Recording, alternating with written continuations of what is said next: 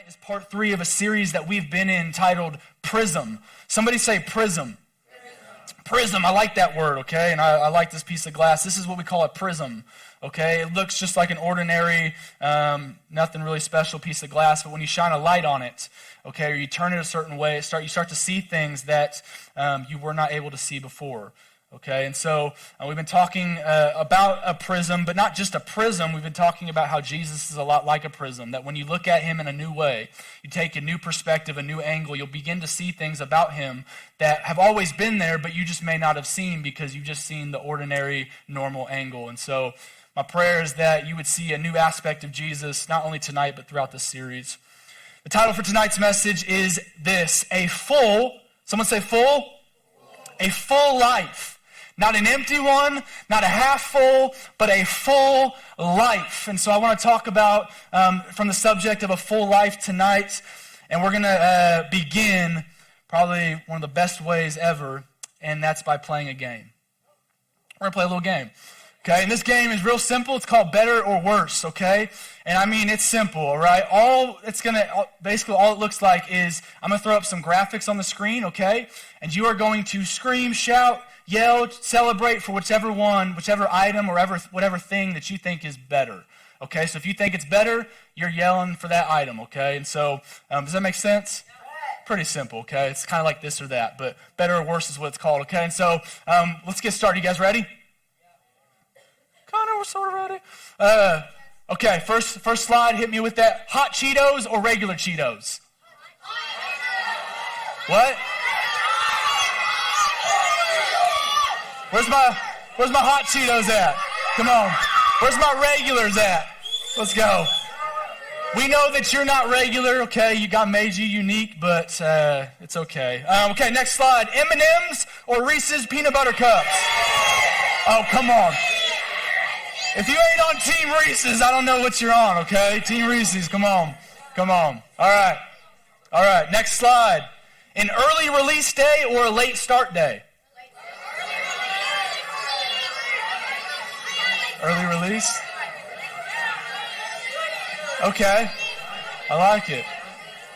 Either way, either one's good, right? Come on, I'll take either one. What about this? A weekend with friends or 1 hour with a famous person? Hello.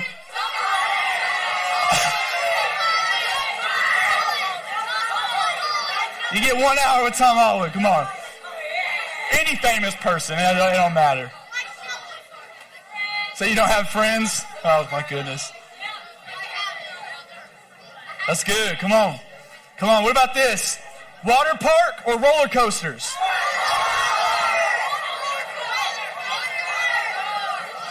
Y'all, I don't like roller coasters. I'm afraid of heights. Come on. Roller coasters ain't my cup of tea. I don't do those. But sharks, you're so right. And there are sharks at water parks. I'm convinced, okay? I'm telling you. That's funny. Okay, last one. Super Smash Bros. Or Mario Kart?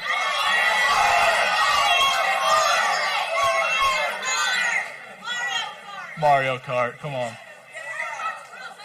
That's some good stuff right there, come on.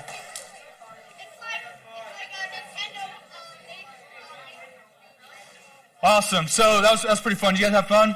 You have fun? It was good. You guys did a great job, fantastic job. You know what's amazing is that even though you all chose different things, you probably chose them for the same reason. I'm going to kind of transition into the message, so if you want to get your notes ready. But you probably chose them for the same reason, right? You chose them, whichever one you picked. You picked it because not only did you think it would taste better, but possibly thought it would be better, okay?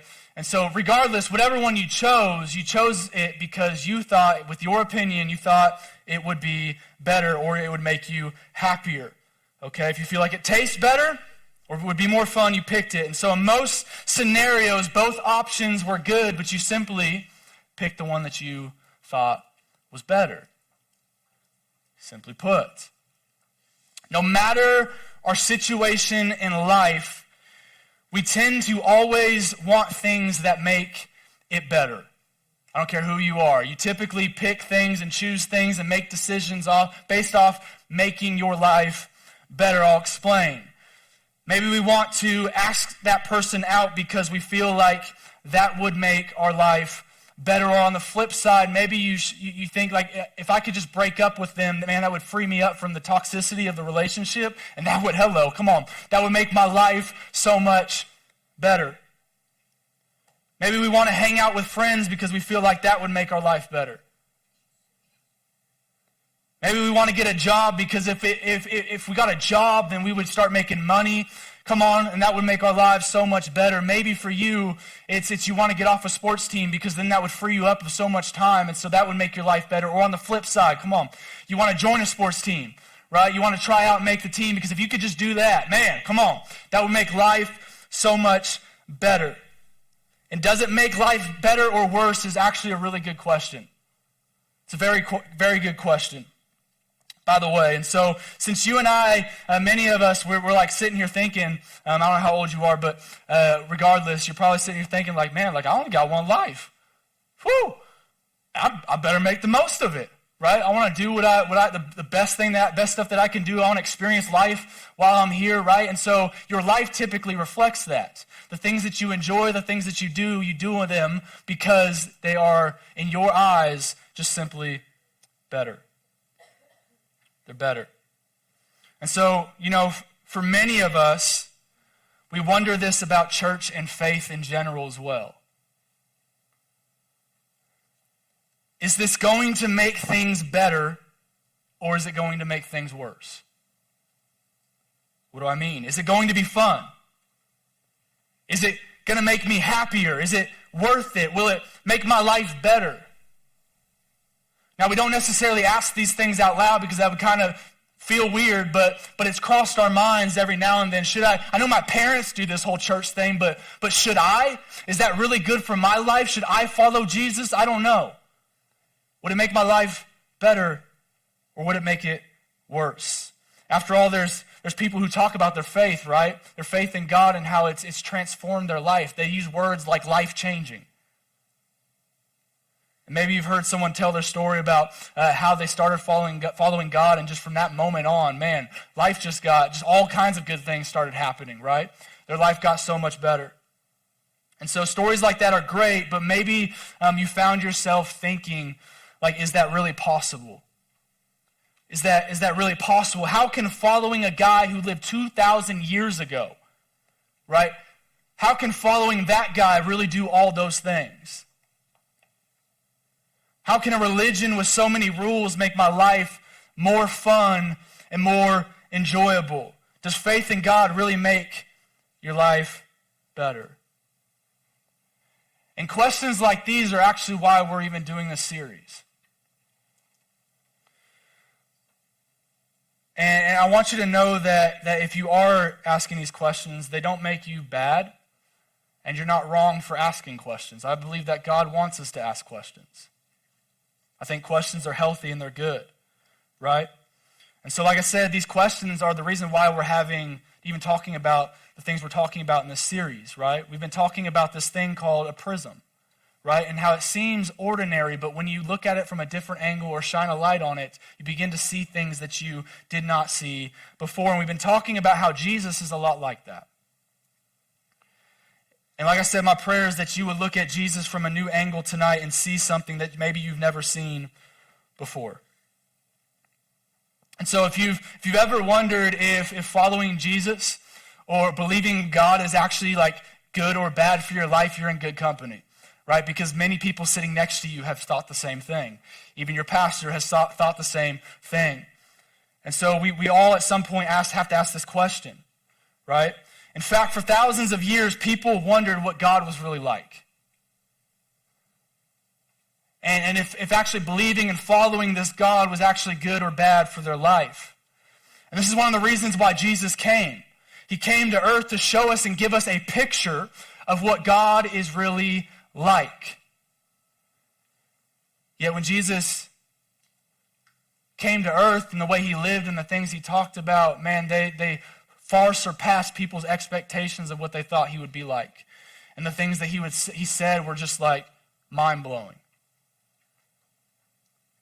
People were amazed by his teaching, right? And in his teachings, Jesus often used illustrations that were a part of everyday life back then, right? And so because people were very familiar with shepherds during that time, one of those illustrations was about sheep and their shepherd. It was a concept that everyone would get. It would kind of be like if I was to talk to you and give you an illustration and talk to you about some kind of truth, and I was to bring up the words car mechanic, or maybe, what could we do, like a school teacher, right? You would know exactly what I'm talking about. And so Jesus took the same approach when talking to the people that listened to him and the people that he was teaching. He often used things that they would often understand, that they could relate to. And so shepherds took care of and protected their sheep, right? It was a full-time job. It was their job to make sure that their sheep were not only safe, but that they were in good shape. And in this particular teaching, Jesus refers to himself as a good shepherd, and he refers to us as his sheep. And so he takes care of us. He moves us from where we are to where we need to go. He helps us rest in safety. And honestly, it was a nice little word picture, okay? And so I want to look at this because like right in the middle of his teaching, Jesus makes a huge statement. He's talking about him being a good shepherd, and he's talking about us being his sheep, and then randomly he makes this statement found in John chapter 10, verse 10. We're going to look at the first part. Jesus says this, "The thief comes only to steal and kill and destroy." Now this, like I said, this seems super random because we were just talking about sheep and a shepherd. What the heck does a thief have to do with any of this? We're talking about a shepherd and their sheep. And so I want to look at this because I believe it's so important. But there was, like back in this time, so obviously like thieves, man, there have been thieves all throughout history, human history, right? So obviously there was a chance that there would be thieves back then and that they could harm your sheep. But nonetheless, you could kind of leave this or get to this spot in the passage and probably ask, like, what the heck does a thief have to do with anything? Like, that's super random, right? And so Jesus continues and he says something even more interesting. Let's read the rest of the verse. Jesus says, "The thief comes only to steal and kill and destroy." Watch what he says next. He says this, "I have come that they may have life and have it to the full." I come that they may have life and have it to the full. Jesus is making a point. And he's basically saying, showing the difference between him and a thief. This is why a thief shows up, right? A thief shows up to steal. A thief shows up to kill. A thief shows up to destroy. But Jesus says this is why I show up, so that you may have life. And so Jesus is basically saying, hey, you know what a thief is, and that ain't me. It's not me. And honestly, this makes sense why Jesus would say this, right? Because the truth is, oftentimes we don't see Jesus as a good shepherd. Follow me here. Instead, many of us tonight, we see Jesus more as a thief. You're like, what? I would never call Jesus a thief. I would never, no, Pastor Sutten, like I don't see Jesus as a thief, but many of you in your hearts, you do. I'll explain. We think Jesus is all about stealing our fun. Man, as soon as I follow Jesus, like, whoop, there goes all the fun. It's all serious from here. I can't do nothing fun. There goes my life. But maybe it's not stealing our fun. We think that following Jesus will kill our relationships. Maybe for you, you think, man, like if I would love to start following Jesus, but if I do that, I know that I'm going to have to get rid of some relationships. Man, that friend of mine, they've been my best friends since we went to pre-K together. We've been friends ever since. We've done some real like hard stuff together. We've gone through trials and many seasons together, but I know if I follow Jesus, I know they're not good for me, so I'm going to have to get rid of them. I don't know if I can do that. But maybe it's not, I think that he's going to kill my relationships. We think that Jesus will destroy our personality and turn us into religious robots. There goes my personality. Maybe it's not your personality. But maybe for you, we think that if we follow Jesus, our future will be stolen, killed, or destroyed. That we'll have to give up on our dreams, give away everything we really want, and live a boring life. But the point is this: when it comes to Jesus, we're all tempted to think that he wants to take something away from us. And maybe that's why Jesus brought this up, right? He knew his followers would think something about him that was not true, and so he had to clear up the air.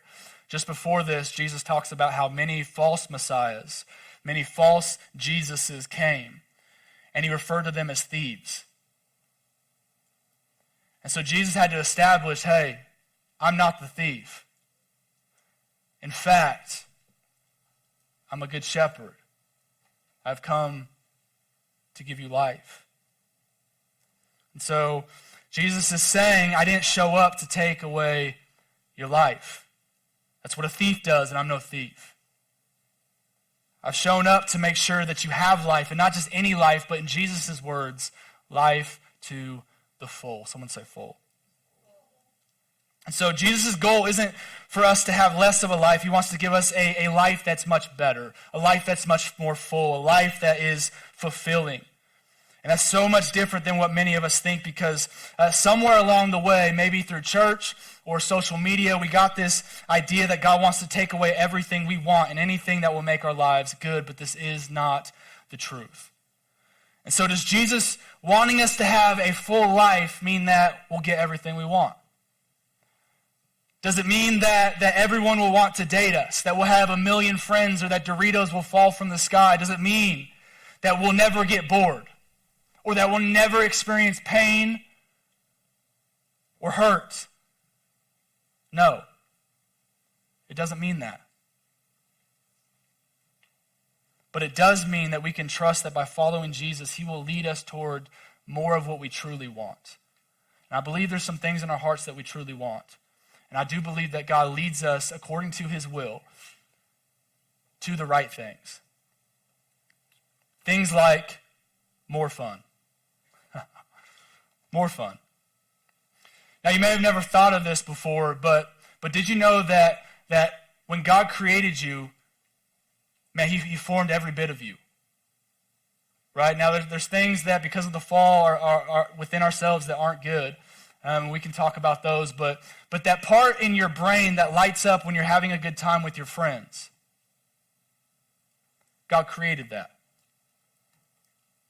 God created that. God's idea for you is not no fun from here on out. Everything's serious from now on. Now, are there serious moments? Absolutely. Right? But I believe wholeheartedly that our walk with Jesus should, one of the displays of our walk with Jesus should not only be devotion, but it should be joy. How joyful are you? If I look at a Christian and they're not joyful, I'm wondering some things. I'm wondering some things. Maybe when's the last time you spent time with the Lord? When's the last time you spent time in prayer? Because I can't help but leave that setting. I can't help but leave reading the Bible. I can't help but leave church or my time in prayer without feeling more joyful, having a deep joy within me. But maybe it's not that, but great relationships. This is something that Jesus wants to lead us into, great relationships, because the truth is we all want solid, real friendships. Every single one of us. And following Jesus can make you better at finding those kind of friendships. Did you know that God created you for community? God created you for friendship. You were designed for it. You were wired for it. God does not want to get rid of all your friends. He wants just to give you the right ones. And then when he leads you to the right friendships, he wants you to get better at those. Why? Because true friendships will sharpen you. True friendships will not only benefit you, but it will benefit them. True friendships aren't selfish.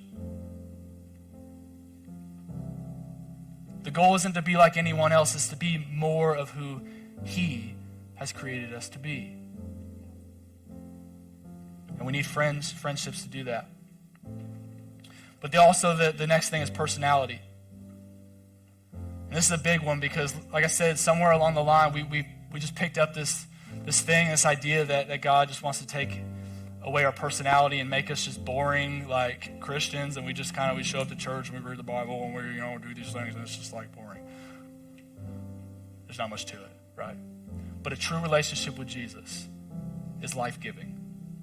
A true relationship with Jesus, man, I'm telling you right now, Jesus does not want to necessarily rid you of your personality. Jesus wants to use your personality, use your unique gifts, use your unique talents, use the way that he's wired you for God's purpose and God's kingdom. God has placed the people in your life for a reason. Why? Because how he has wired you, he wired you for those relationships, to be able to bring the gospel to places that others cannot. God's not trying to necessarily get rid of your personality, he's trying to refine it.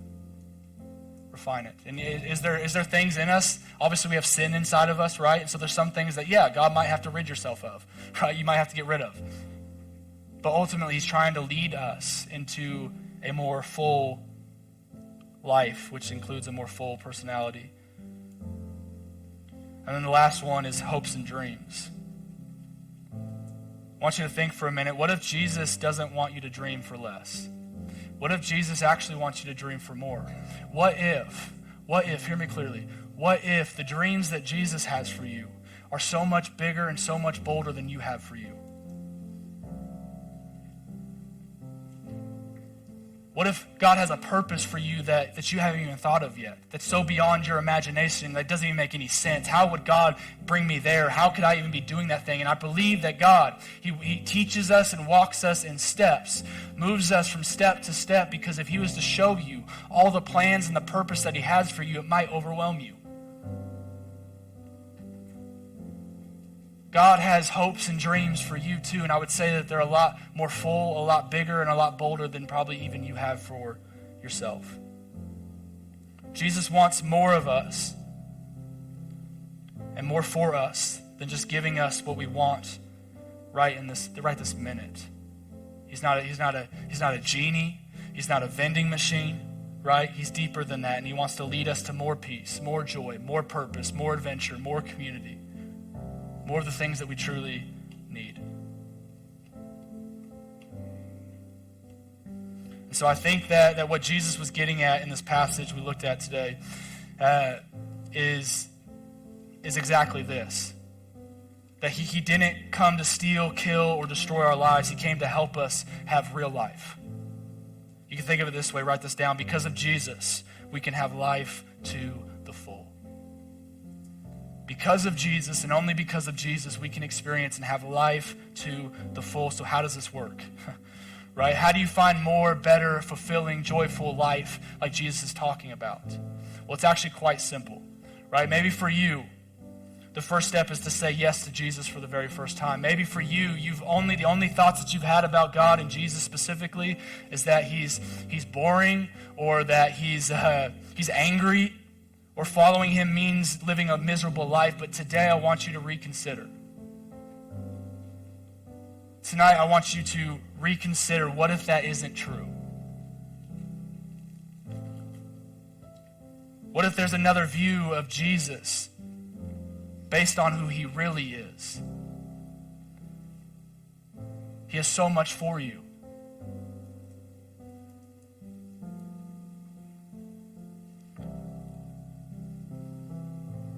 What would it look like for you to say yes to someone who can change your life for the better? And I believe that Jesus can. But maybe that's not you tonight. Maybe you've already said yes to a relationship with Jesus. But maybe for you, because you haven't experienced the abundant life that Jesus is talking about here, maybe for you, you just need to say yes to the things that Jesus says yes to. What do I mean? As His followers, so much of what Jesus commands us benefits us. Right? But you cannot experience the benefits and the blessing that God gives us until you step according to His word, until you align your life with how God says to do it. Many of us, we ask God to bless us, we ask God to do these things, but we're not living the way that He's called us to live. So God's trying to lead us into this life-giving relationship, right? And he's telling me to go in one direction. But I'm not spending time with him. I'm not reading the word. I'm not praying. I'm not doing any of these things. I'm not showing up to church very consistently, right? God's showing me and leading me in a direction, but I'm walking this way. God, bless me. God, I really want to make this team. God, I really want to do this thing. Please, I know you can answer my prayers. God doesn't bless your way. God blesses his way. And his way is so much better than any of our ways. I promise you. I've tried this. I've done it. I've walked this road. I can hear you. I can tell you this tonight, that his way is so much better than any way that you could possibly go. And I think a healthy question for us is to ask ourselves, am I living life God's way? And maybe the heartache, maybe the pain, maybe the stuff that I'm just struggling with is a result not of God necessarily not hearing me, but of me being stubborn and going my own way. Not aligning myself with God's word. And so, like I said, as followers, so much of what he commands us, Jesus, benefits us and makes our lives better, just as it does the people around us. And there are a million ways to experience this, but I just want to talk about one as we close tonight. What if this week you just simply said yes to serving someone? God calls us in his word to serve people. What if this week you just said yes to that? You know, so much research shows that, even outside of the Bible, so much research shows that serving somebody else actually makes our lives so much more better and so much more joy-filled than if we weren't. Serving isn't something that a serious, no-fun God would ask us to do. It's something that makes everyone's lives better, including yours. And so what's one way that you could help someone this week? Maybe it simply looks like volunteering to work with little kids, right? They'll love you. Maybe this looks like volunteering to help with the middle or elementary schooler with their homework. You older folks, come on. You'll be their hero. Maybe this looks like volunteering to work with the elderly at a senior home. They'll be so glad to see you. Maybe this looks like getting involved in what God's doing in the local church and serving on a Sunday. Maybe this looks like going on a missions trip where you can combine all those things with a great adventure, right? Identify something and try it this week. And listen, I understand that people don't always talk about Jesus like this. They don't. In fact, sometimes you hear people describe following Jesus like all rules and no joy. But I think that's just a wrong perspective, if I'm being honest. There's so much more to Jesus than what meets the eye. And that's why I wanted you to see that Jesus at a different angle today. Because to discover who he is and why he came to earth is to discover life and discover him. And so when you know who Jesus really is, it changes everything. And because of Jesus, you can have life. And not just life, but life to the full. God has so much more for you. And so maybe you haven't been living your life that way. Maybe you haven't been living your life God's way. I want to give you the opportunity tonight because I believe it's so important. Let's pray.